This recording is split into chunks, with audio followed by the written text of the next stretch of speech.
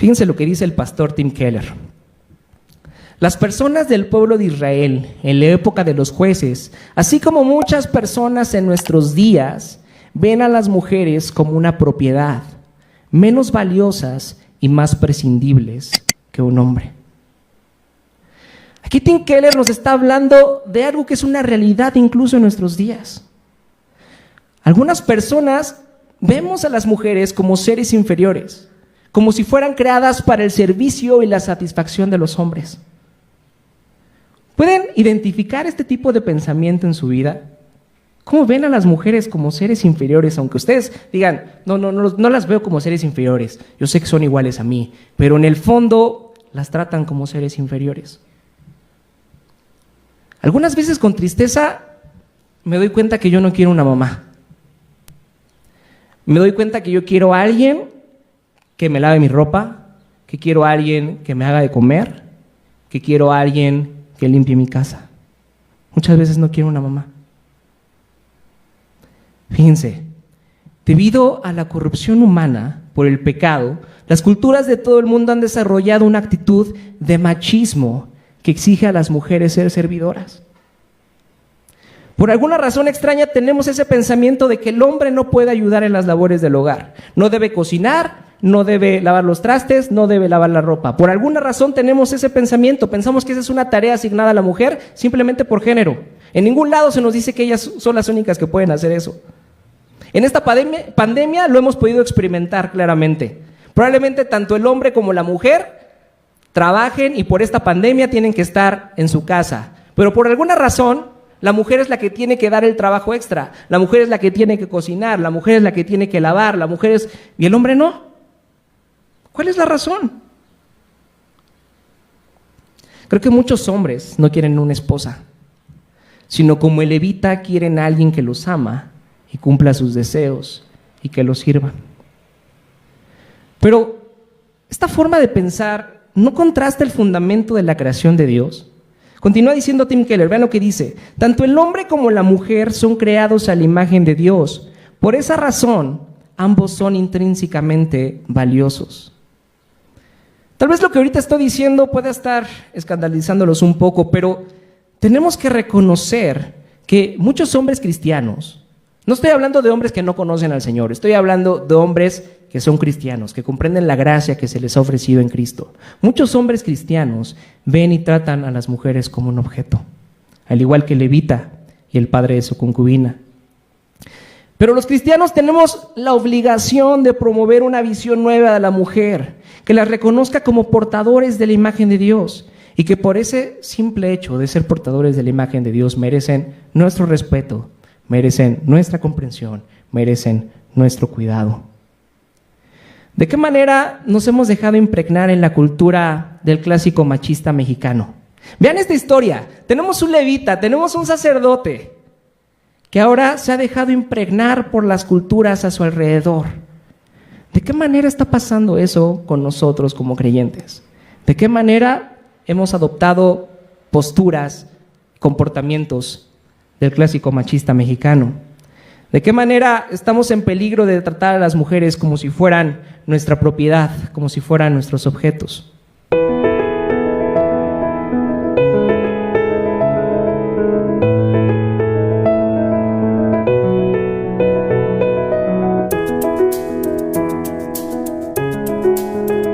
Vamos entonces a la palabra del Señor. El día de hoy vamos a terminar con nuestra serie en el libro de Jueces, esta serie que hemos titulado Líderes, Tragedia y Gracia. Y vaya que hemos hablado de líderes, y vaya que hemos hablado de tragedia, y nos va a faltar hablar de tragedia, pero sobre todo hemos hablado de gracia. Quiero que recuerden algo que hemos estado diciendo a lo largo de esta serie. El libro de Jueces refleja como ningún otro libro de la Biblia la misericordia y la fidelidad de Dios, como ningún otro libro de la Biblia. Y creo que es importante que tengan eso en mente mientras profundizamos en la historia que estudiaremos el día de hoy. Para ello, abramos nuestras Biblias en el libro de Jueces, capítulo 20, y hagamos juntos la lectura del versículo 1 al 17. Jueces 20, versículos del 1 al 17. Y así dice la palabra del Señor. Todos los israelitas, desde Dan hasta Beerseba, incluso los de la tierra de Galaad, salieron como un solo hombre y se reunieron ante el Señor en Mizpa. Los jefes de todo el pueblo, es decir, de todas las tribus de Israel, tomaron sus puestos en la asamblea del pueblo de Dios. Eran 400,000 soldados armados con espadas. A su vez, los de la tribu de Benjamín se enteraron de que los israelitas habían subido a Mizpa. Entonces, los israelitas le dijeron al levita: «Cuéntanos cómo sucedió esta infamia». El levita, esposo de la mujer asesinada, respondió: «Mi concubina y yo llegamos a Gibea de Benjamín para pasar la noche. Durante la noche los hombres de Gibea se levantaron contra mí y rodearon la casa con la intención de matarme. Luego violaron a mi concubina de tal manera que murió. Entonces la tomé, la corté en pedazos y envié un pedazo a cada tribu en el territorio israelita, porque esa gente cometió un acto depravado e infame en Israel. Ahora, todos ustedes israelitas opinen y tomen una decisión aquí mismo». Todo el pueblo se levantó como un solo hombre y dijo: «Ninguno de nosotros volverá a su carpa, nadie regresará a su casa, y esto es lo que haremos ahora en Gibea. Echaremos suertes para ver quiénes subirán contra ella. De entre todas las tribus de Israel tomaremos a 10 hombres de cada 100, a 100 de cada 1,000 y a 1,000 de cada 10,000 para conseguir provisiones para el ejército. Cuando el ejército llegue a Gibea de Benjamín, les dará su merecido por toda la infamia cometida en Israel». Así que todos los israelitas, como un solo hombre, unieron sus fuerzas para atacar la ciudad. Las tribus de Israel enviaron mensajeros por toda la tribu de Benjamín diciendo: «¿Qué les parece este crimen que se cometió entre ustedes? Entreguen ahora a esos malvados de Gibea para que los matemos y eliminemos así la maldad en Israel». Pero los de la tribu de Benjamín no quisieron hacerles caso a sus hermanos israelitas. Al contrario, gente de todas sus ciudades se reunió en Gibea para luchar contra los israelitas. En aquel día los de Benjamín movilizaron de entre sus ciudades 26,000 soldados armados de espada, además de 700 hombres escogidos de los que vivían en Gibea. Entre todos ellos había 700 soldados escogidos que eran zurdos, todos ellos capaces de lanzar con la honda una piedra contra un cabello sin errar. Israel, sin contar a Benjamín, movilizó a 400,000 soldados armados de espada y todos ellos expertos guerreros. Pienso que este tiempo en el que hemos estado reflexionando en el libro de Jueces ha sido un tiempo increíble. Hemos estudiado a la mayoría de los jueces de los que se nos habla en este libro y nos hemos fastidiado y nos hemos sorprendido con las historias que aquí se nos narran. Pero hay algo curioso. Me da mucha curiosidad cómo después de tanto tiempo la sociedad humana sigue siendo tan parecida al pueblo de Israel. Fíjense, algo fabuloso que tiene la Biblia es que nos muestra la naturaleza humana tal y como es. El libro de Jueces se escribió entre los años 1400 y 1000 antes de Cristo. Y es sorprendente darnos cuenta cómo lo que se escribió hace 3000 años sigue estando vigente en nuestros días. ¿Por qué? ¿Por qué sigue estando vigente? Han pasado 3000 años. Porque la naturaleza humana no ha cambiado. Somos iguales. Seguimos lidiando con el mismo problema que afecta a todo el mundo: el pecado. Por eso es importante que reflexionemos en los textos que acabamos de leer. Son textos de los cuales no se predican en las iglesias, porque según los estándares morales, lo que aquí se nos narra es algo repulsivo, es algo incómodo. Y es incómodo y repulsivo porque estos versículos reflejan como en ningún otro lado de la Biblia las implicaciones de un pueblo que se ha alejado de Dios. Lo que pasa cuando un pueblo decide vivir sin un rey. Y de eso estaremos hablando el día de hoy. El título del mensaje es Un pueblo sin rey y estaremos reflexionando en los siguientes 3 puntos. Número 1, un crimen inevitable. Número 2, un hombre cobarde. Y punto número 3, un pueblo orgulloso. Punto número 1, un crimen inevitable. En todas las historias que hemos estado revisando a lo largo del pueblo de Israel, vemos a Israel pelear contra las naciones vecinas, pelear contra las naciones enemigas que los oprimían. Pero ahora su pecado y rebeldía los ha llevado a pelear contra sí mismos.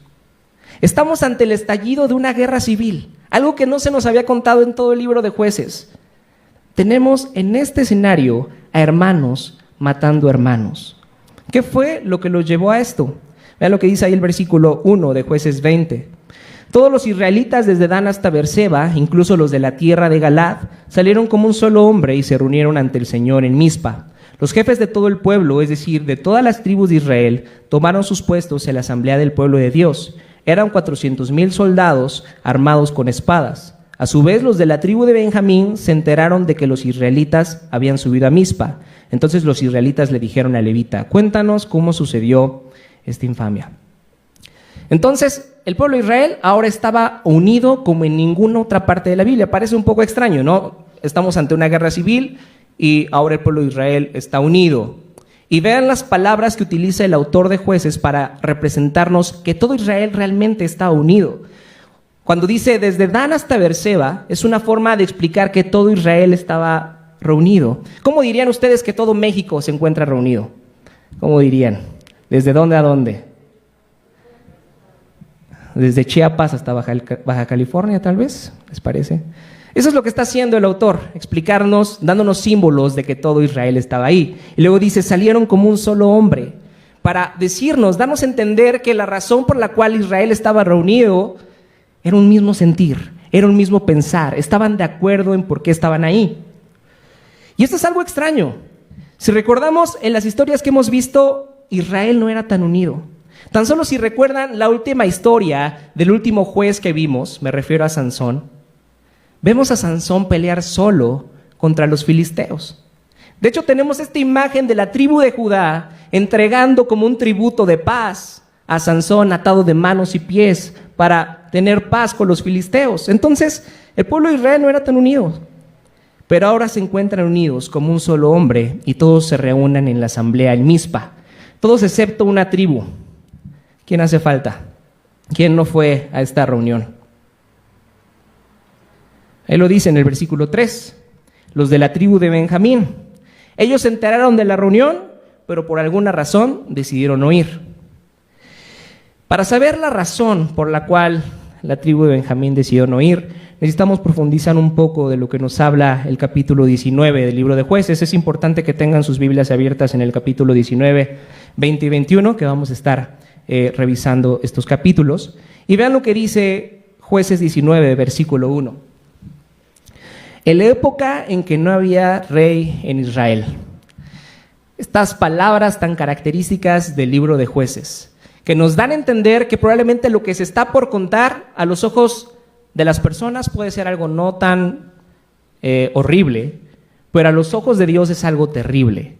A los ojos de Dios es algo que merece su juicio. Y vean lo que dice: un levita que vivía en una zona remota de la región montañosa de Efraín tomó como concubina a una mujer de Belén de Judá. Entonces ahora esta historia nos vuelve a hablar sobre un levita, de la misma forma de la que nos habló en el sermón pasado Víctor. Tenemos que recordar que un levita era un descendiente de la tribu de Leví, y la tribu de Leví fue escogida por Dios para ofrecer la labor sacerdotal. Un sacerdote lo que hacía era presentar los sacrificios, presentar las ofrendas, presentar los holocaustos de parte del pueblo hacia Dios. Entonces, un sacerdote tendría que ser alguien apartado, alguien que estuviera pensando en cómo ofrecer esos sacrificios, cómo estar listo, cómo estar limpio para poderse presentar en el tabernáculo y presentar esos sacrificios. Pero ahora tenemos un levita que tiene una concubina. Una concubina en ese tiempo era considerada como una esposa de segunda clase. Algunos comentaristas dicen que las concubinas eran esclavas con una connotación sexual. Esto nos demuestra que el levita no era tan buen sacerdote. El hecho de que este levita, que se suponía que tenía que estar en el tabernáculo preparándose para ofrecer los sacrificios, ahora fuera impregnado con la cultura a su alrededor y tuviera una concubina como la tenían los cananeos, nos da un indicio de lo que está por venir. Dice el versículo 2, pero ella le fue infiel y lo dejó, volviéndose a la casa de su padre en Belén de Judá. Entonces vemos que la relación entre el levita y su concubina no es muy buena. Ella le es infiel, y no solo le es infiel, lo abandona, se va a vivir a casa de su padre. Entonces realmente aquí estamos hablando de que no hay una relación amorosa, tenemos una relación rota, y esto es lo que se nos plantea en esta historia.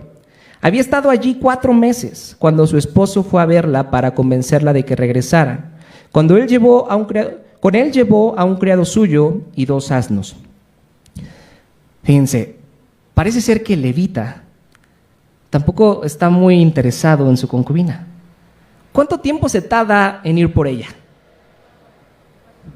4 meses. ¿No les parece extraño? Cuando normalmente alguien ama a una persona, quiere estar con ella, quiere pasar tiempo con ella, quiere conocerla mejor. Y el levita espera 4 meses en ir por su concubina. ¿Por qué esperaría tanto tiempo para ir por ella? ¿Qué se les ocurre? Pues parece ser que después de 4 meses el levita extrañaba la relación íntima que tenía con esta mujer. No parece haber una razón más noble por la cual ir por ella. Y tal era su desesperación, iba en serio. Llevó a 2 asnos y llevó a uno de sus siervos. Iba decidido a recuperarla. Dice, ella lo hizo pasar a la casa de su propio padre, quien se alegró mucho de verlo. Su suegro, padre de la muchacha, lo convenció de que se quedara, y él se quedó con él 3 días, comiendo, bebiendo y durmiendo allí. Al 4.º día madrugaron, y él se dispuso a salir, pero el padre de la muchacha le dijo a su yerno, repón tus fuerzas con algo de comida, luego podrás irte. Así que se sentaron a comer y a beber los 2 juntos. Después el padre de la muchacha le pidió, por favor, quédate esta noche para pasarla bien. Cuando el levita se levantó para irse, su suegro le insistió de tal manera que se vio obligado a quedarse allí esa noche. Al 5.º día madrugó para irse, pero el padre de la muchacha le dijo, repón tus fuerzas, espera hasta la tarde. Así que los 2 comieron juntos. Cuando el hombre se levantó para irse con su concubina y su criado, su suegro, que era el padre de la muchacha, le dijo, mira, está a punto de oscurecer y el día ya se termina. Pasa aquí la noche, quédate para pasarla bien. Mañana podrás madrugar y emprender tu camino a casa.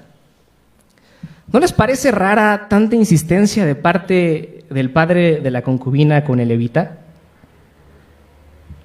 ¿Por qué tanta insistencia? ¿Por qué rogarle tanto que se quedara?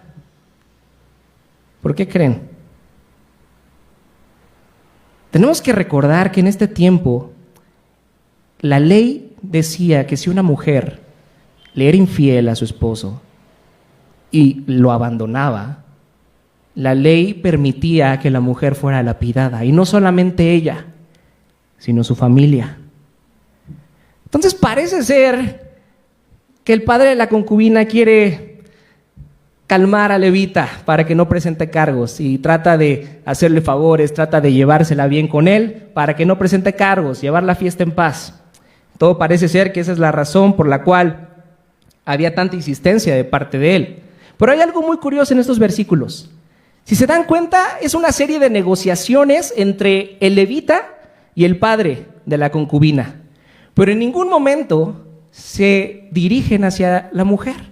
En ningún momento le preguntan qué es lo que ella opina, le preguntan qué es lo que ella quiere. No.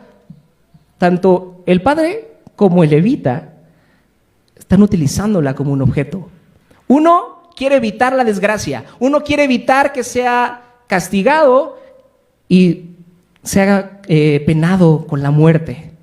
El otro quiere continuar con sus favores sexuales. La ven simplemente como si fuera un objeto. Ninguno de los 2 está preocupando realmente por ella. Versículo 10. No queriendo quedarse otra noche, el hombre salió y partió rumbo a Jebús, es decir, Jerusalén, con sus 2 asnos ensillados y su concubina. Cuando estaban cerca de Jebús y ya era casi de noche, el criado le dijo a su amo, vamos, desviémonos hacia esta ciudad de los jebuseos y pasemos la noche en ella.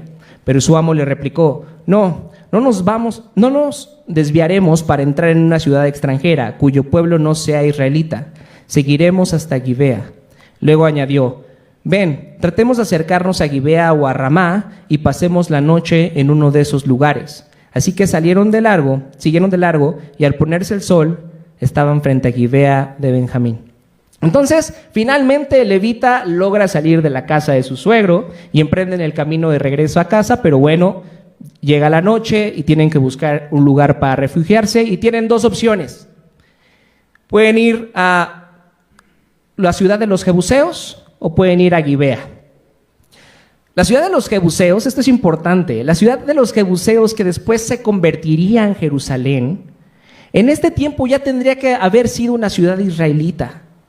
Pero debido al fracaso de Israel en obedecer al Señor, en obedecer completamente al Señor, esta ciudad, Jebús, seguía siendo una ciudad cananea.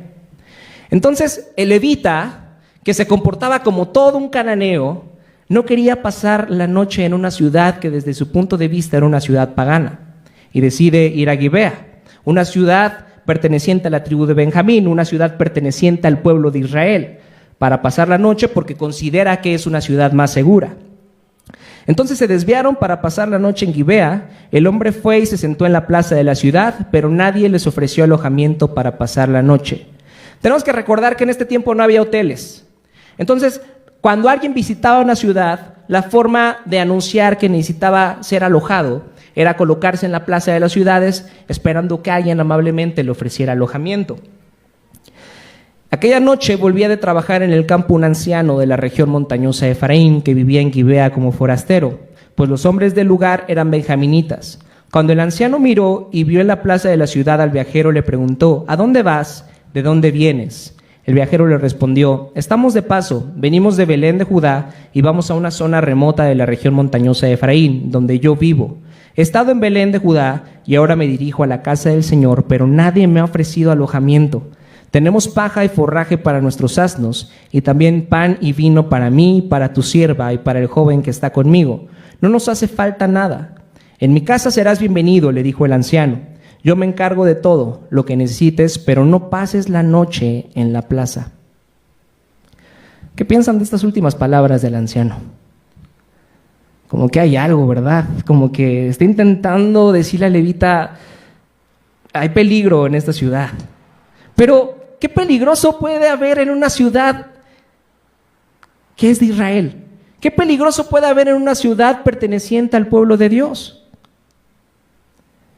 Versículo 21.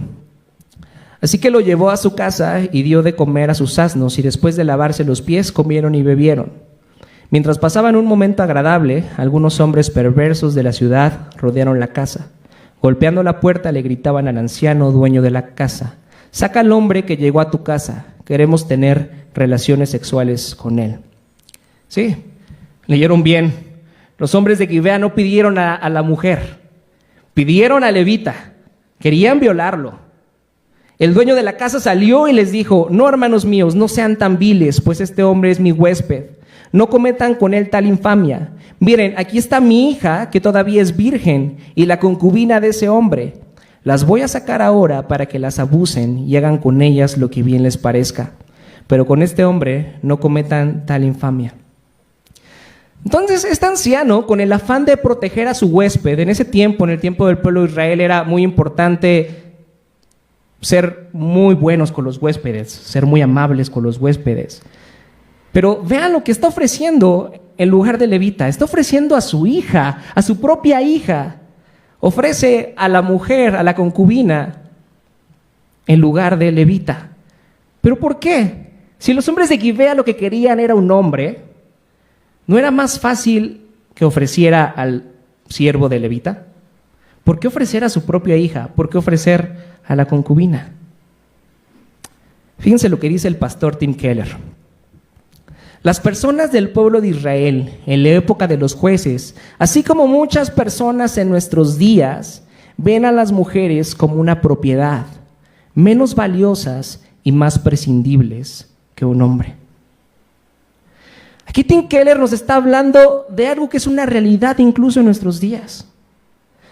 Algunas personas vemos a las mujeres como seres inferiores, como si fueran creadas para el servicio y la satisfacción de los hombres. ¿Pueden identificar este tipo de pensamiento en su vida? ¿Cómo ven a las mujeres como seres inferiores? Aunque ustedes digan: no las veo como seres inferiores, yo sé que son iguales a mí, pero en el fondo las tratan como seres inferiores. Algunas veces con tristeza me doy cuenta que yo no quiero una mamá. Me doy cuenta que yo quiero a alguien que me lave mi ropa, que quiero a alguien que me haga de comer, que quiero a alguien que limpie mi casa. Muchas veces no quiero una mamá.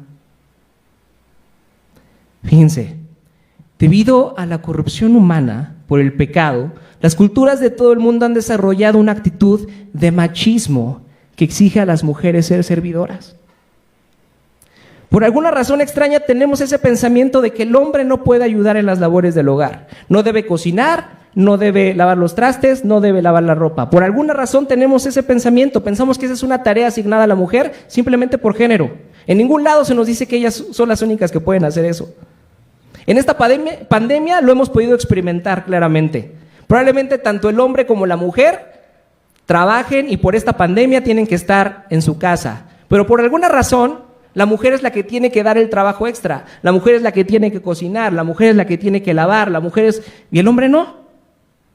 ¿Cuál es la razón? Creo que muchos hombres no quieren una esposa, sino como el levita quieren a alguien que los ama y cumpla sus deseos y que los sirva. Pero esta forma de pensar no contrasta el fundamento de la creación de Dios. Continúa diciendo Tim Keller, vean lo que dice: tanto el hombre como la mujer son creados a la imagen de Dios. Por esa razón, ambos son intrínsecamente valiosos.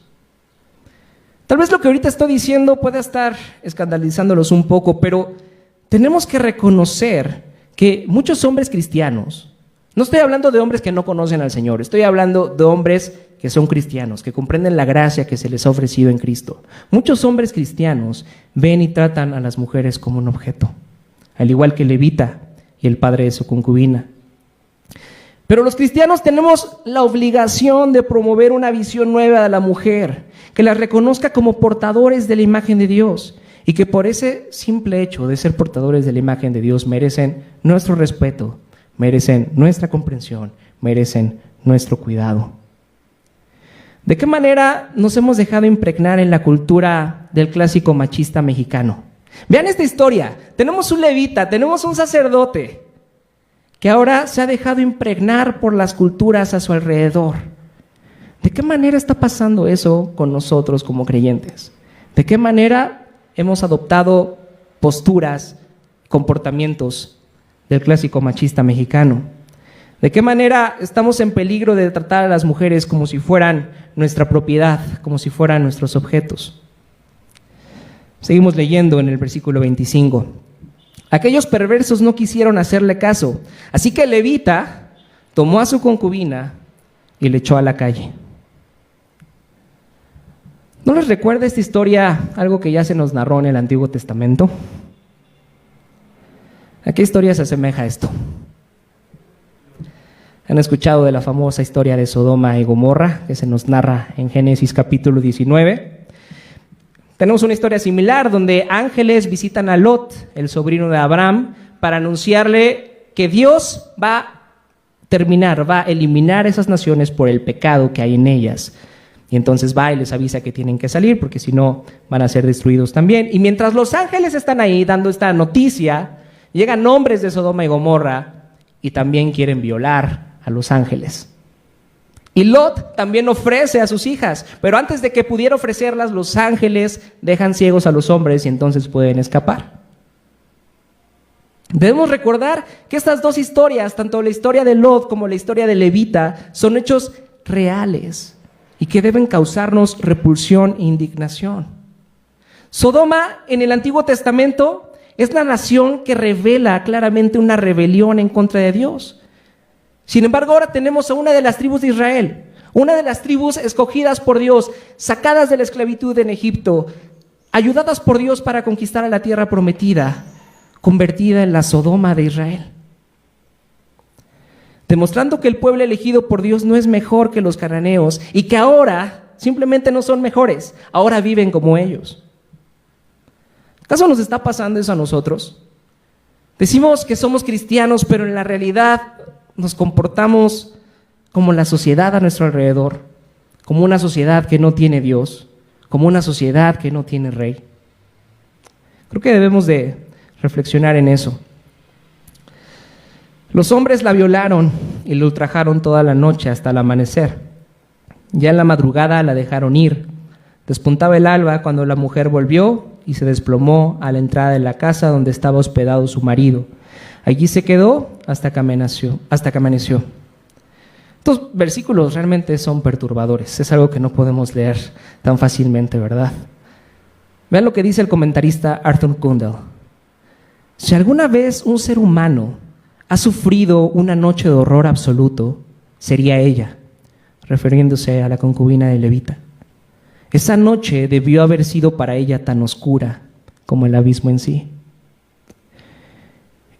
Después de ser entregada por su esposo, después de ser maltratada toda una noche, con lo que le quedaba de vida, va al umbral de la puerta del hombre que en lugar de entregarla, debió haberla protegido.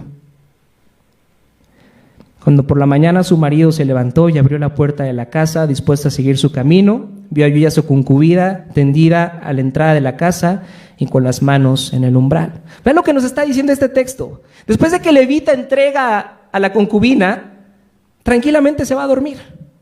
Tranquilamente se va a dormir y al otro día amanece como si nada y casi por accidente se encuentra a su concubina en la puerta. Y vean la crueldad con la que se dirige hacia ella. Levántate, vámonos, le dijo, pero no obtuvo respuesta. Entonces el hombre la puso sobre su asno y partió hacia su casa. Prácticamente como si fuera un animal. Párate, vámonos. No tiene respuesta y como un bulto la pone sobre un asno. Realmente esto nos refleja que no hay una relación de amor aquí. Aquí todo el tiempo fue una relación de interés de parte de Levita. Cuando llegó a su casa, tomó un cuchillo y descuartizó a su concubina en 12 pedazos, después de lo cual distribuyó los pedazos por todas las regiones de Israel. Todo el que veía esto decía, nunca se ha visto ni se ha hecho semejante cosa desde el día que los israelitas salieron de la tierra de Egipto. Piensen en esto, considérenlo y díganos qué hacer. Sé que muchos realmente están viendo sus Biblias y dicen, ¿realmente estoy leyendo mi Biblia o qué estoy leyendo? ¿Esto realmente viene en la Biblia? Esta es una historia brutal y sumamente cruel. No podemos comprender que un hombre trate así a la mujer que fue su amante. No podemos entender que hombres violenten a una mujer toda una noche. ¿Cómo se sienten después de esta historia? ¿Tienen coraje? ¿Quieren que se haga justicia? ¿Qué es lo que hay en su corazón después de escuchar esta historia? Ahora comprenden por qué Israel estaba unido como si fuera un solo hombre, dispuestos a matar a sus hermanos benjaminitas. Fíjense, lo primero que debemos de comprender es que cuando un pueblo se aleja del gobierno de Dios, cuando un pueblo rechaza el reinado de Dios en sus vidas, los débiles sufrirán opresión. Los débiles sufrirán opresión. El resultado inevitable de menospreciar el reinado de Dios en nuestras vidas será que redefiniremos la moralidad de tal forma de que se protegerán los privilegios de los más fuertes y los más débiles serán violentados y serán abusados. Lo que podemos observar en esta historia es una terrible insensibilidad hacia los débiles. El pueblo de Israel, por ejemplo, oprime a las mujeres israelitas tratándolas como si fueran objetos. Algo que me parece interesante del libro de Jueces, y no sé si lo han notado a lo largo de esta serie, es que podemos evaluar perfectamente la relación del pueblo de Israel con Dios en la forma en la que tratan a las mujeres. ¿Cómo comenzamos esta serie? ¿Hablando de quién? Hablando de Débora. ¿Se acuerdan de Débora? ¿Quién era Débora? Era una juez de parte de Israel, alguien encargada de ayudar al pueblo a tomar ciertas decisiones. Y en su canto registrado en el capítulo 5, vayan buscando el capítulo 5, versículo 28, nos muestra cómo las naciones enemigas violaron y oprimieron a las mujeres de Israel. Aquí tenemos esta historia de Débora siendo una juez de Israel y en su canto reflejando cómo eran las naciones de Canaán quienes oprimían a las mujeres. Vean lo que dice el versículo 28. Por la ventana se asoma la madre de Sísara, tras la celosía clama a gritos. ¿Por qué se demora su carro en venir? ¿Por qué se atrasa el estruendo de sus carros? Las más sabias de sus damas le responden. Fíjense, las más sabias. Y ella se repite a sí misma. Seguramente se están repartiendo el botín arrebatado al enemigo. Una muchacha o dos para cada guerrero. ¿Se acuerdan de Sísara y de su orgullosa madre? ¿Qué es lo que está celebrando con estas mujeres que ella considerara sabias. Que su hijo está tardando en llegar porque seguramente se está repartiendo el botín con todo su ejército. ¿Y quién era el botín? Las mujeres. Aquí tenemos a una mujer aplaudiendo que se trate a otra mujer como si fuera un objeto. Pero ahora en estos capítulos finales, en el libro de Jueces, podemos darnos cuenta de que el pueblo de Israel se volvió como las naciones enemigas. Y ahora ellos son los que tratan a las mujeres atrozmente. Tanto los hombres de Gibea como el levita, los dos, tratan a las mujeres horriblemente. Entonces, si podemos medir en el libro de los Jueces la relación del pueblo de Israel con Dios, con la forma en la que trataban a las mujeres, ¿cómo estará nuestra relación con Dios en pleno siglo XXI? Ya somos más avanzados, ¿no? Han pasado 3000 años, ya somos más intelectuales, ya no somos tan salvajes como en la historia del pueblo de Israel. Pero ¿qué es lo que vemos en estos tiempos? No sé si se han dado cuenta en las noticias de los últimos días, no sé si en sus redes sociales se han dado cuenta la cantidad de chicas desaparecidas que hay todos los días. Después nos enteramos de que sus cuerpos son encontrados con marcas de violencia. O sea, las secuestran no para obtener un beneficio económico de ellas, simplemente las secuestran para abusarlas, para matarlas. Eso es lo que estamos viviendo en nuestros días. Hemos cambiado mucho relacionado a lo que se nos narra aquí en Jueces. Fíjense estas cifras del Secretariado Ejecutivo del Sistema Nacional de Seguridad Pública. En México, un promedio de 10 mujeres es asesinada cada día. ¿Cómo está nuestra relación con Dios entonces? Los feminicidios son una realidad en nuestros tiempos, como lo eran en el tiempo de los jueces. Algunas personas hemos dicho esta frase: los feminicidios no existen, a los hombres también nos matan. Estoy de acuerdo, a los hombres también nos matan, pero en una sociedad caída, en una sociedad quebrantada por el pecado, donde matan a hombres, a las mujeres les va mucho peor. Y tenemos que ser conscientes de eso. Nunca experimentaremos como hombres el miedo que las mujeres sienten al salir a la calle. Nunca experimentaremos como hombres ser portadores de miradas lujuriosas cada vez que se pasean por el centro comercial. Recordemos que en medio de una sociedad alejada de Dios, los débiles sufren opresión. No digo que ellas sean débiles por el simple hecho de ser mujeres, pero tenemos que reconocer sinceramente que los hombres físicamente somos más fuertes y podemos aprovechar de esta característica para violentarlas, para abusar de ellas. Entonces, lo menos que podemos hacer por ellas es ser empáticos con la situación que viven. Y esto inicia cambiando comportamientos machistas que hemos normalizado. Cambiar la forma en la que las miramos. Y ser conscientes de la persecución que viven por hombres depravados que las ven como el objeto de su lujuria. Es una realidad, es una realidad. Debemos recordar que estos benjaminitas formaban parte del pueblo de Israel. Podemos caer en el error de sentirnos superiores a los demás por el simple hecho de ser cristianos, pero el Evangelio, fíjense, el Evangelio nos recuerda que no es así. Nos recuerda que también nosotros estábamos muertos en nuestros delitos y pecados y que no somos tan malos como podríamos llegar a ser por la gracia de Dios. Pero solamente hace falta un mal día. ¿Verdad, Samuel? Hay una película muy buena que me recomendó Samuel, de cómo solamente hace falta un mal día. Cómo solamente hace falta que un cúmulo de circunstancias malas empiecen a pasar en nuestra vida para darnos cuenta que no somos quien pensamos que somos, que realmente somos peores de lo que imaginamos. Entonces, si no fuera por la gracia del Señor, cualquiera de nosotros tendría la capacidad de convertirse en un hombre de Gibea, en un sodomita, en un feminicida, en una persona que practique el aborto. Porque también los no nacidos sufren violencia en medio de una sociedad sin rey, en medio de un pueblo alejado de Dios. En nuestra sociedad, los niños dentro del vientre materno son considerados como infrahumanos.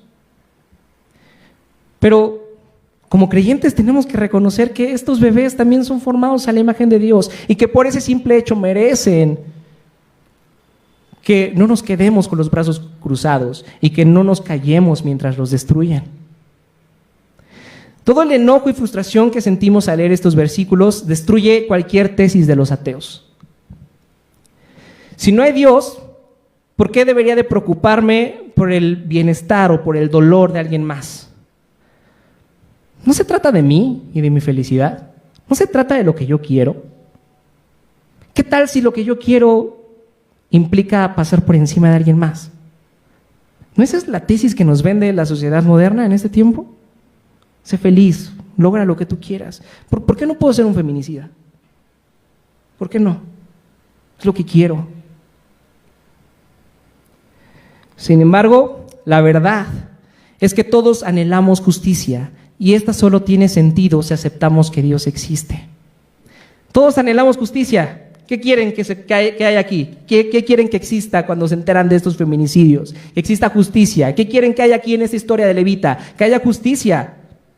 Esto solamente puede ser realidad en nuestras vidas. Aceptamos que Dios existe. Si hay Dios, aceptamos que cada persona, sea cual sea su etnia, su edad, su clase social o su género, es creada a su imagen. Y por este hecho merece nuestro respeto, merece ser tratado con dignidad, merece nuestra protección, porque toda vida es preciosa. Punto número 2, un hombre cobarde.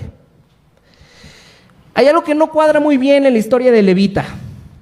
Si él no sentía amor y cariño por su concubina, y eso lo podemos notar porque vemos completamente que no tiene dolor, no sintió dolor al verla tirada, muerta. No, ¿qué hizo? La descuartizó en 12 pedazos. No me cuadra eso. ¿Por qué haría eso este levita? La razón es que quería vengarse.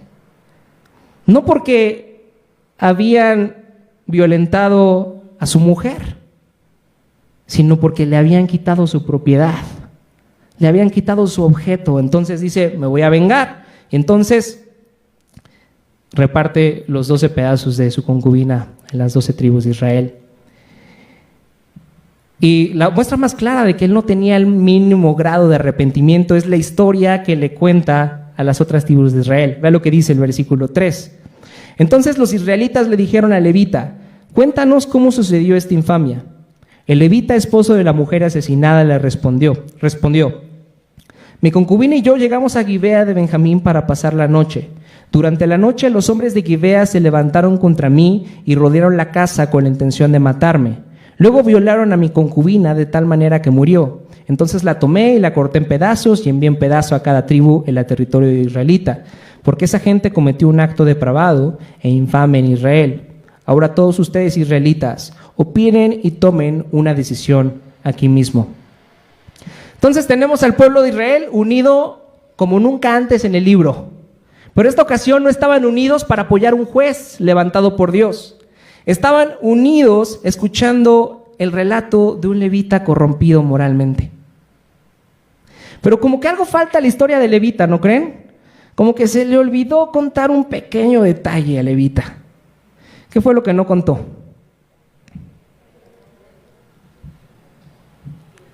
El levita decidió ocultar oportunamente cualquier indicio de culpabilidad en lo que había pasado. Dice, tenía la intención de matarlo cuando realmente ¿qué era lo que querían hacer los hombres de Gibea? Lo querían violar. No dice absolutamente nada sobre que él entregó a su concubina en lugar de protegerla. Nadie que hubiera escuchado esta narración hubiera pensado que el levita tenía culpabilidad, pero ahora ustedes saben toda la historia y saben que el levita también tenía culpabilidad. Entonces, esto provocó una gran indignación contra los hombres de Gibea y él quedó como la gran víctima, cuando nosotros sabemos que también él merecía pagar por sus actos. En verdad, el comportamiento de los hombres de Gibea es horrible. Son unos asesinos completamente pervertidos y consumidos por su pecado. A la vista de todos merecen pagar por lo que hicieron. Aunque el comportamiento de levita es más sutil, la verdad es que no es mejor y también merece pagar. ¿No les gustaría que también pagara el levita en el fondo de su corazón? Sin embargo, creo que esta historia tan horrible refleja como un espejo la verdadera condición de nuestros corazones. Nos muestra hasta cierto punto cómo somos realmente. Tal vez podemos tener pecados profundamente guardados que se asemejan a menor escala a la conducta de los hombres de Gibea, pero ahí los tenemos. Tal vez no hemos cometido tales cosas como las que hicieron los hombres de Benjamín, pero al igual que Levita, hemos fallado en prevenirlas. Es tan culpable quien realiza el crimen como el quien lo permite. Y creo que los cristianos hemos fallado de apatía en este tiempo. Nos hemos callado, preferimos no alzar la voz ante situaciones en las que deberíamos de alzar la voz, como la violencia contra la mujer, como el aborto, como la educación sexual que le quieren imponer a los niños. Preferimos quedarnos callados. Vean esta frase que leí esta semana del pastor Miguel Núñez. Si la iglesia de Cristo deja de protestar por las cosas que no están bien dentro y fuera de la iglesia, habría negado su llamado, su legado y aún a su Señor. Alguien tiene que hablar por Dios y ese alguien es su iglesia. Dios nos ha dado ese beneficio de ser su voz en medio de este pueblo, en medio de esta nación, en medio de esta situación en la que estamos viviendo. Y lo vuelvo a decir, tan es culpable quien realiza el crimen como quien lo permite. Y si la iglesia no alza la voz contra las diferentes situaciones que vemos, entonces es cómplice. Ahora quiero que se den cuenta en esto. Al igual que el levita, todos anhelamos justicia. Todos queremos que se haga justicia, pero al igual que el levita, todos queremos que se haga justicia para los demás, pero menos para nosotros. Tal vez muchas personas digan, ¿cómo Dios puede permitir que estas historias pasen en medio de su pueblo? ¿Cómo es que Dios permite que sucedan cosas terribles como las que vemos en las noticias, como las que vemos en los periódicos, o cosas tan terribles como probablemente hayas vivido una situación así tú? ¿Por qué el Señor permite eso? Si Dios existe, ¿por qué no elimina la maldad de una vez por todas? ¿Para qué nos trajo a este mundo a sufrir? ¿Qué le respondería a una persona que dice eso? O no sé si ustedes, al igual que yo, alguna vez se han preguntado eso. Si Dios existe, ¿por qué no termina con la maldad? Lo que debemos recordar es que si Dios decidiera acabar de una vez por todas con toda la maldad, ¿con quién también tendría que acabar? Contigo y conmigo. Si Dios decidiera el día de hoy acabar con toda la maldad, entonces tendría que acabar con todos nosotros. Recuerden que no somos mejores a los demás, no somos tan malos por la misericordia del Señor, pero podríamos serlo. Muchas veces somos como el levita, somos cobardes y preferimos contarnos a nosotros mismos y a los demás una versión editada y mejorada acerca de quiénes somos y de nuestra conducta. Hoy tenemos el privilegio de estudiar esta historia tan sombría y macabra que nos recuerda nuestra verdadera condición y la condición del mundo quebrantado donde vivimos. ¿Nunca han pensado que es un accidente que Dios nos haya permitido vivir en este tiempo? Que Dios esté permitiendo que tú tengas que educar hijos en medio de una sociedad que está tan confundida que no sabe diferenciar entre lo que es un hombre y una mujer.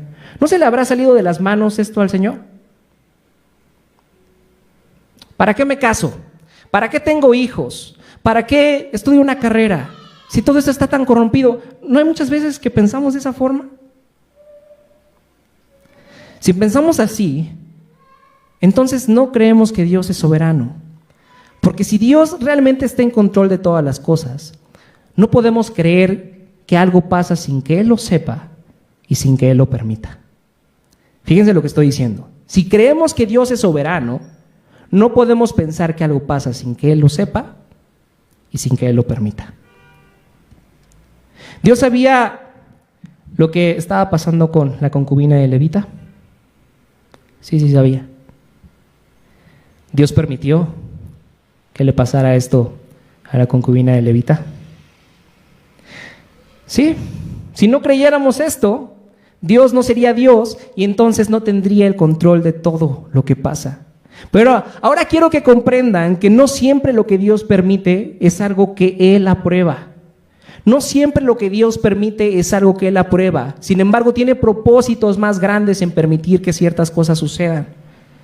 Por ejemplo, el coronavirus. No podemos pensar que el coronavirus se le salió de las manos a Dios. No podemos saber que Dios no sabe del coronavirus y que no está permitiendo que suceda. Pero no lo logramos comprender, pero aún así sabemos, entendemos, confiamos que Él tiene propósitos más grandes en dejarnos vivir esta situación. Lo mismo pasa con Gibea. El Señor desde luego no aprobó lo que pasó ahí. Fue una aberración terrible para Él.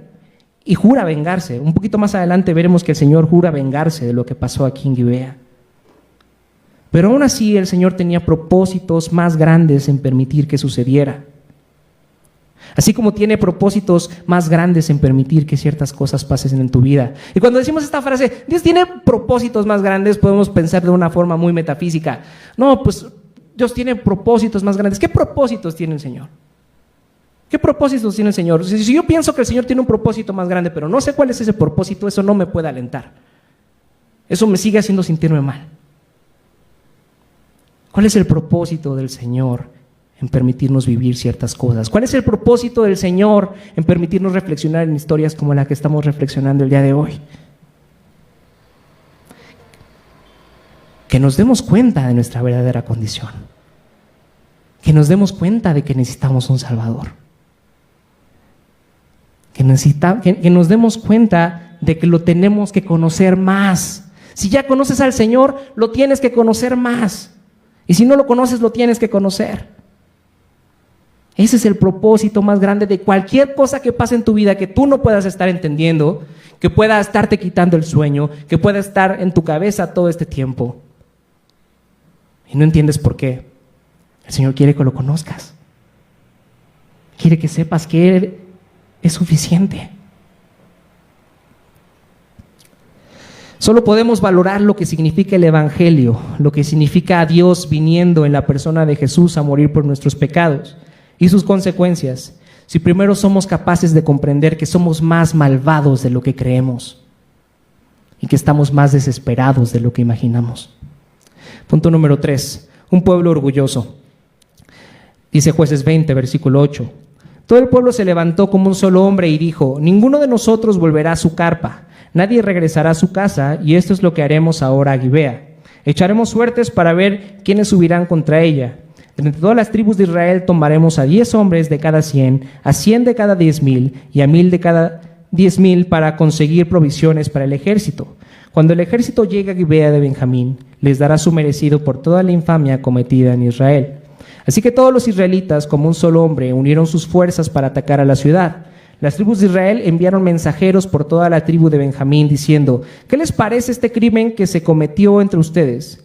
Entreguen ahora a esos malvados de Gibea para que los matemos y eliminemos así la maldad en Israel. Pero los de la tribu de Benjamín no quisieron hacerles caso a sus hermanos israelitas. Al contrario, gente de todas sus ciudades se reunió en Gibea para luchar contra los israelitas. Entonces, viene el estallido de esta guerra civil, pero antes de pelear con toda la tribu, las demás tribus de Israel, antes de pelear con la tribu de Benjamín, las demás tribus de Israel querían intentar hacer las cosas por las buenas y decir a los de Benjamín: entreguen a estos hombres para que podamos terminar con la maldad. Pero ¿qué hacen los de Benjamín? En lugar de reconocer la maldad que habían hecho los hombres de Gibea y entregarlos, deciden encubrirlos y defenderlos. Los de la tribu de Benjamín sabían perfectamente que los actos que habían hecho estos hombres merecían la muerte según la ley de Dios, pero ellos pensaron que estaban más evolucionados, que ya la ley había quedado muy bizarra, muy abstracta. Ahora voy a defender a estos hombres. Lo curioso es que vemos este comportamiento en nuestros días también, y dentro de la misma iglesia. Hay personas que prefieren caerle bien a las personas, prefieren tener la fiesta en paz con las personas que confrontarlas con su pecado. Hay personas que en verdad creen que lo que está escrito en la Biblia es muy anticuado y que ya no está, que ya no aplica en nuestro tiempo, y hemos abrazado abiertamente pecados como la homosexualidad, como el aborto o como el divorcio. Entonces los de la tribu de Benjamín deciden no entregar a los hombres que cometieron el crimen para enfrentar la justicia. lo que finalmente desata la guerra civil en Israel. ¿Ustedes creen que existe otra razón por la cual los de Benjamín no entregaron a estos hombres? ¿Creen que hay algo más? Vean lo que dice Tim Keller. Uno de los ídolos más destructivos para la unidad humana es el ídolo de nuestra sangre o de nuestros lazos familiares. La actitud de mi familia, mi país, sin importar que esté equivocada o no. Aunque todos sabían que los hombres de Gibea merecían ser asesinados, merecían pagar por lo que habían hecho, los de la tribu de Benjamín dijeron: yo no voy a permitir que otras tribus vengan y me digan lo que tengo que hacer. Es mi tribu, es mi familia, la voy a defender hasta la muerte. Hay muchas personas que ponemos nuestra sangre o nuestros lazos raciales o nuestra comunidad por encima de todo, incluso del bien común o del orden moral. Entonces realmente hacemos de nuestro pueblo un ídolo. ¿Nunca han visto una persona que simplemente por sentirse a favor de cierta postura, a favor de cierto personaje, a favor de cierta ideología, se la pasa peleándose con todos, cuando en el fondo esa persona sabe que eso que está defendiendo no tiene sentido? Incluso podemos ver eso en la iglesia.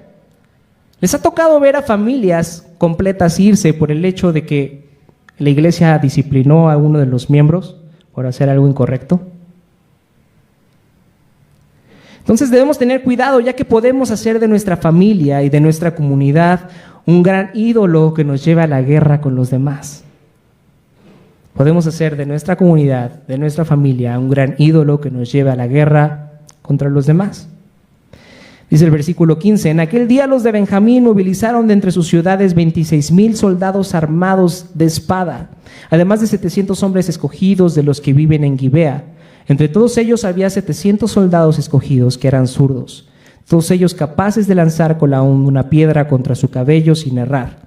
Israel, sin contar a Benjamín, movilizó a 400,000 soldados armados de espada, todos ellos expertos guerreros. De este texto hay algo que me llama peculiarmente la atención, no sé si lo notaron, ahí en el versículo 16, cuando se nos habla de estos 700 soldados zurdos, que eran buenísimos lanzando piedras. Hasta el texto nos dice que eran capaces de apuntar con su honda a un cabello y no fallaban. Si eso hacían con un cabello, imagínense lo que hacían con las cabezas de las personas con las que luchaban. Eran buenísimos. Eran 700 Legolas para los amantes del Señor de los Anillos. Nada más que en lugar de flechas lanzaban piedras estos. Entonces, así como Benjamín tenía hombres perversos como los hombres de Gibea, también Benjamín tenía a estos 700 hombres talentosísimos. Y creo que esto ejemplifica muchas veces lo que pasa en nuestras vidas. Probablemente también nosotros tengamos áreas horribles, áreas perversas en nuestra vida, como los hombres de Gibea. Pero hemos decidido ocultar esas áreas horribles con orgullo, con dones y talentos que también tenemos, para hacer pensar a las demás personas que somos buenos, que somos intachables. Tenemos áreas que no queremos que las demás personas se metan. No queremos que las demás personas nos juzguen por esas cosas. Las tenemos ocultas y no queremos que nadie se metan. Y en lugar de eso, las ocultamos con talentos y con dones que tenemos. Así es lo horrible de nuestra condición. ¿Se dan cuenta qué pasa cuando un pueblo no tiene rey?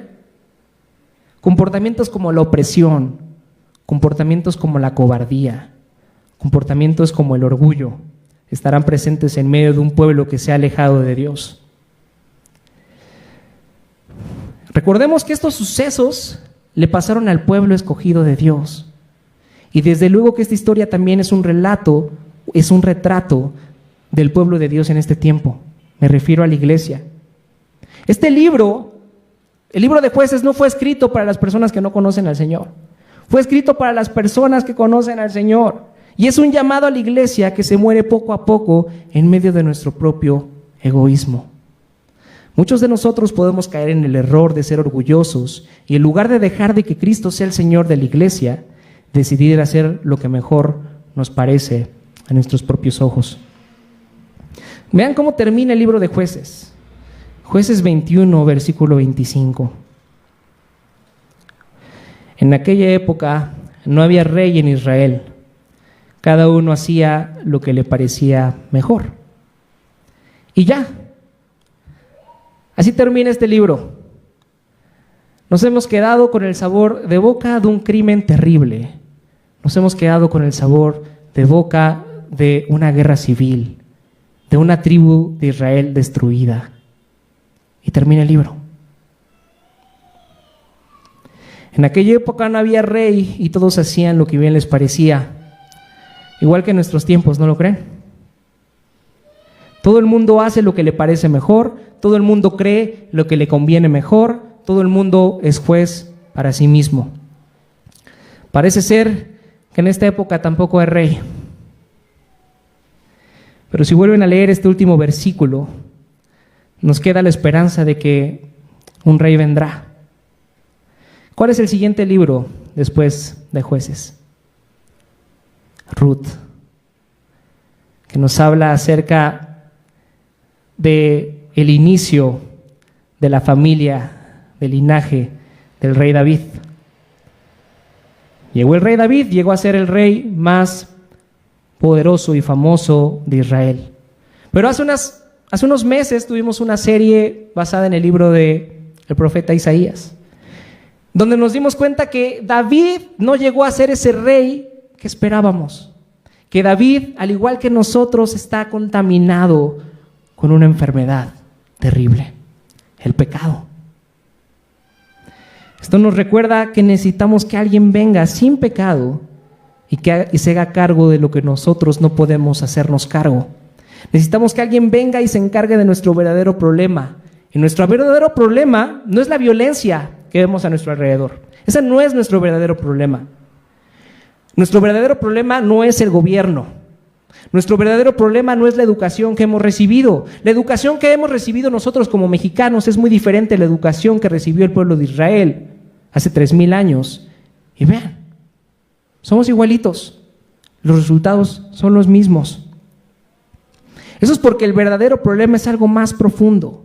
El verdadero problema somos nosotros mismos.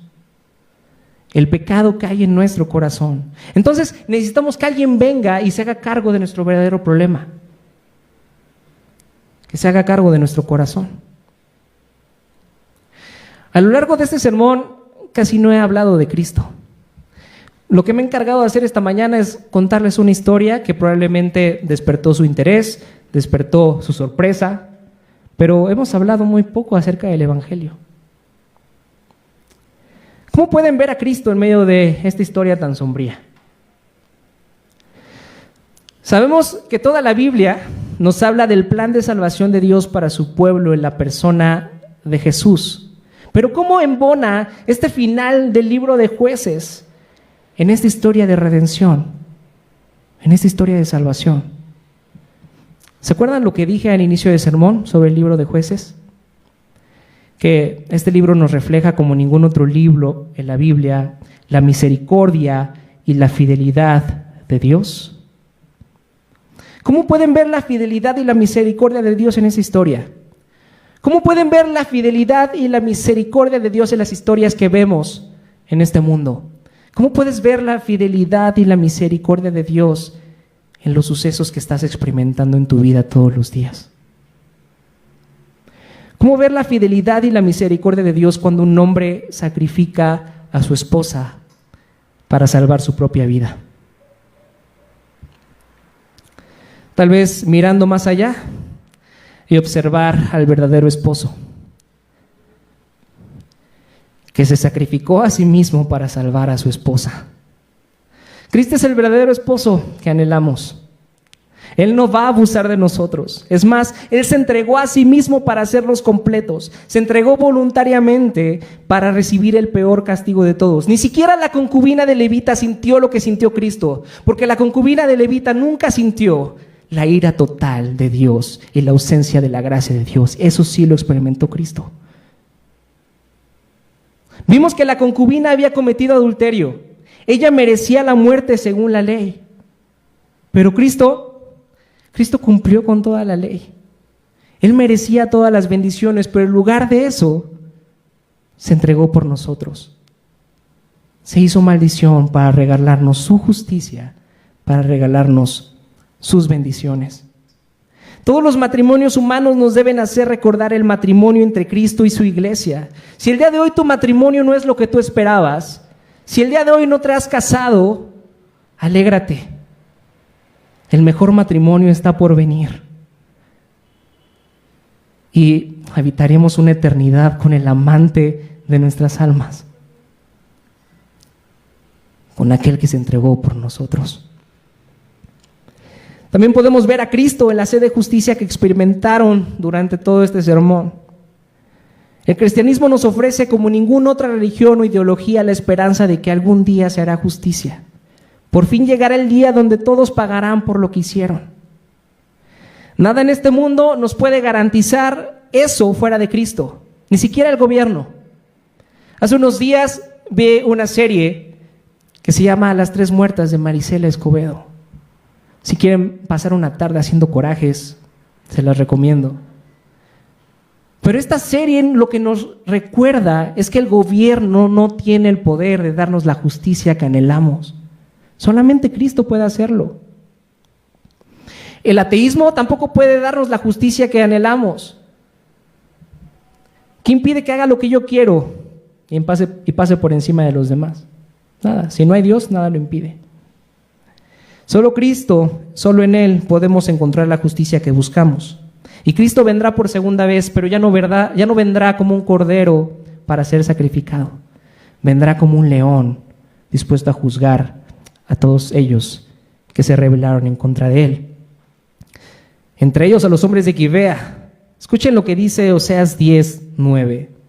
Tú, Israel, has venido pecando desde los días de Gibea, y allí te has mantenido. En Gibea la guerra tomará por sorpresa a los malvados. Cuando yo quiera, los castigaré. Entonces las naciones se juntarán contra ellos para aprisionarlos por su doble perversión. Esto fue algo aberrante a los ojos del Señor, y Él ha prometido vengarse y lo hará. Y todos, tanto los hombres de Gibea como todas las personas que hemos pisado esta tierra, seremos juzgados, excepto aquellos que hayamos sido comprados por la sangre de Cristo. Pero ese juicio ya habrá sido satisfecho. Cristo en la cruz pagó el peso de nuestra justicia. Tal vez tienes muchos años de ser cristiano y estás acostumbrado a escuchar acerca de la salvación. Entiendes que Cristo va a venir por segunda vez, entiendes todas las doctrinas fundamentales de la iglesia.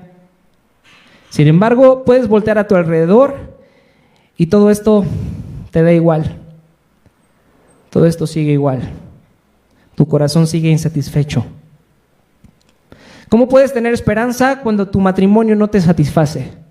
¿Cómo puedes tener esperanza cuando tus hijos no te satisfacen? ¿Cómo puedes tener esperanza cuando tu trabajo no te satisface? Cuando la seguridad de tu país no te satisface?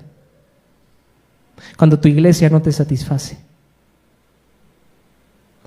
Lo que debemos entender, y es algo que nos deja claro el libro de Jueces, es que la salvación no es que tengamos un buen matrimonio, no es que tengamos hijos obedientes, no es que vivas una vida sexual plena, no es que vivas en un país de primer mundo donde no haya violencia. Ese lugar no existe. Debemos entender que la salvación no está en un cambio en nuestras circunstancias. La salvación sigue estando en una persona. Y la salvación sigue estando en que tú tengas una relación personal con esa persona y que esa persona cambie el verdadero problema de tu vida, que es tu corazón. Solamente nuestro corazón podrá ser cambiado al tener una relación con Cristo, el verdadero juez y rey. Conocerlo a Él es lo único que tiene el poder suficiente para transformar nuestros corazones y darnos la salvación que anhelamos. En aquella época no había rey en Israel, pero hoy damos gracias que nosotros sí tenemos un rey, que tenemos al mejor rey. Vamos a orar. Señor, gracias porque a través de este libro, Señor, tú nos muestras tu paciencia, tú nos muestras tu amor, tú nos muestras nuestra verdadera condición. Señor, te pedimos que podamos verte a ti como el verdadero esposo que anhela nuestra alma, que podamos verte a ti como el verdadero rey que necesitamos que cambie y gobierne nuestras vidas. Padre, perdónanos porque el amar a otras cosas más que a ti nos han llevado a ser esclavos de nosotros mismos, nos han llevado a ser esclavos de nuestro propio pecado, nos ha llevado a ser esclavos de nuestros propios deseos y anhelos que están tan alejados de ti. Padre, esta mañana te pedimos que transformes nuestro corazón. Esta mañana te pedimos, Padre, que puedas ayudarnos una vez más a poner nuestra confianza únicamente en ti y lo que has hecho por nosotros en Cristo. De esa manera oramos esta mañana en el nombre precioso de tu Hijo Jesús. Amén.